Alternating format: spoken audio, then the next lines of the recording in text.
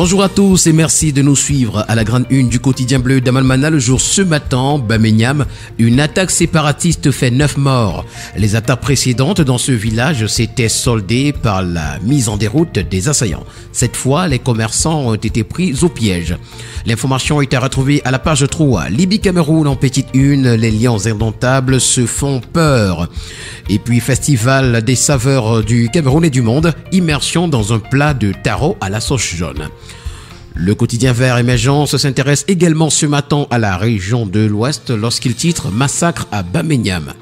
Filière Cacao Café en petite une, pluie de subventions pour les producteurs et puis défaut d'agrément. Paul Biya ordonne la libération des camions tchadiens retenus au Cameroun. Le quotidien Mutation parle de la coopération entre le Cameroun et le Tchad. L'énergie de l'intégration est le titre que nous présente le journal. Les deux pays voisins seront bientôt interconnectés par des réseaux électriques grâce au projet Pirate, lancé officiellement hier à Yaoundé. Au nom du Premier ministre, le ministre de l'Eau et de l'Énergie y perçoit un tournant décisif en matière énergétique en Afrique centrale. L'information est à retrouver en page 7. Crise sécessionniste en petite une, 9 morts à l'ouest. Affaire Martinez-Zogo. Eko est-il non coupable? C'est une interrogation. Et puis Cameroun 1, Libye 1, dos à dos à Benghazi. Le quotidien national bilingue Cameroun Tribune pour sa part parle d'aménagement hydroélectrique de Natigal et nous renseigne que les délais seront tenus. C'est l'assurance réitérée hier à une délégation de la Banque mondiale en visite sur le site du projet. En présence des ministres camerounais de l'économie et de l'énergie, l'entreprise en charge des travaux a rassuré le vice-président de l'institution financière qui a injecté 72,1 milliards de francs CFA dans ce projet. L'information est à retrouver aux pages 10 et 11. À la grande une du journal Ouest Eco, push manqué à la chefferie supérieure Bagam, l'ordre et la paix règnent. Le bilan élogieux des premiers mois de pouvoir de Fontaine Dossier nous sont présentés. 21 novembre 2023, les terroristes font 9 morts à Bamenyam. L'envoyé spécial de Ouest Eco raconte le drame des populations dans les colonnes du journal. Le quotidien L'économie qui parle d'hydrocarbures à sa grande une ce matin nous fait savoir que le super se fait rare à Yaoundé. Les automobilistes sont obligés de parcourir plusieurs stations-service pour espérer s'approvisionner. Pour le bi-hebdomadaire, l'essentiel en fait une incursion à sa grande une ce matin à l'Assemblée nationale. Le président de l'Assemblée nationale est ébranlé. Cafouillage inédit à l'Assemblée nationale face à des accusations de malversation, de détournement de deniers publics, de favoritisme et de népotisme. Le président de la Chambre basse se rebiffe alors que les députés s'inquiètent de ces dérives managériales. Lui soutient que c'est l'exécutif qui veut le déstabiliser. L'information ce matin est à retrouver à la page 3. Le quotidien Econews, dans sa parution de ce matin, parle de viande de bœuf à Berthois, du pâturage à l'assiette. Dans la cité de Berthois, connue sous le nom de la cité de l'or rouge, les bouchers se transforment en véritables hommes d'affaires. Econews a mené une enquête approfondie sur les fluctuations des prix, les émotions des éleveurs et la loi de l'offre et de la demande. Les révélations sur les défis et les opportunités d'une activité économique florissante dans la région du soleil levant nous sont présentées ce matin à la page 8.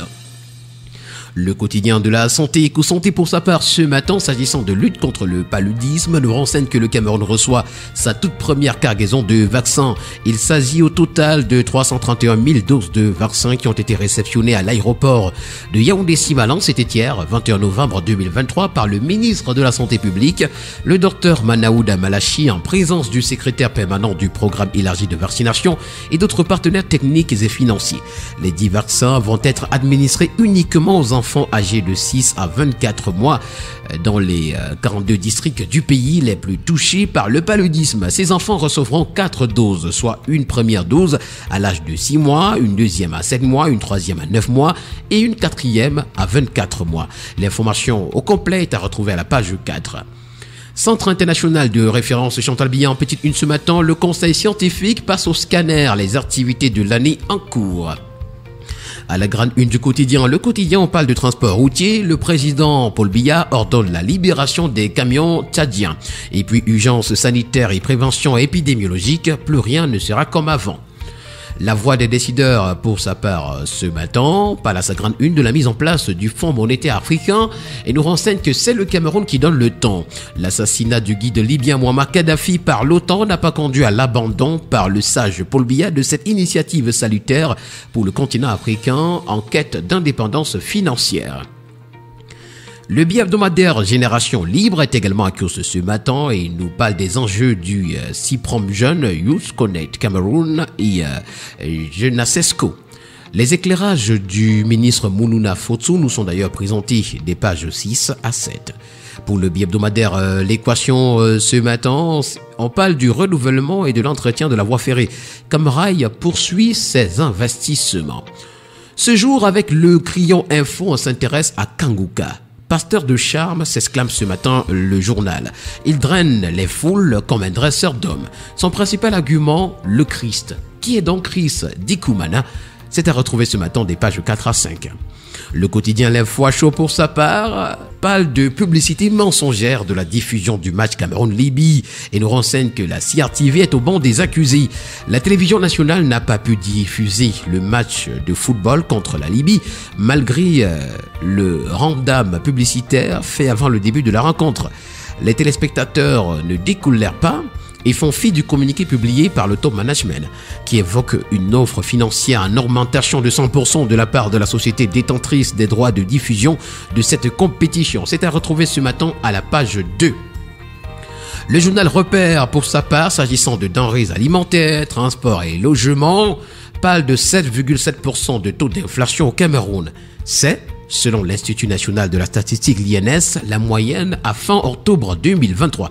Et puis nous terminons ce matin par la voix du consommateur qui s'intéresse à la loi de finances 2024.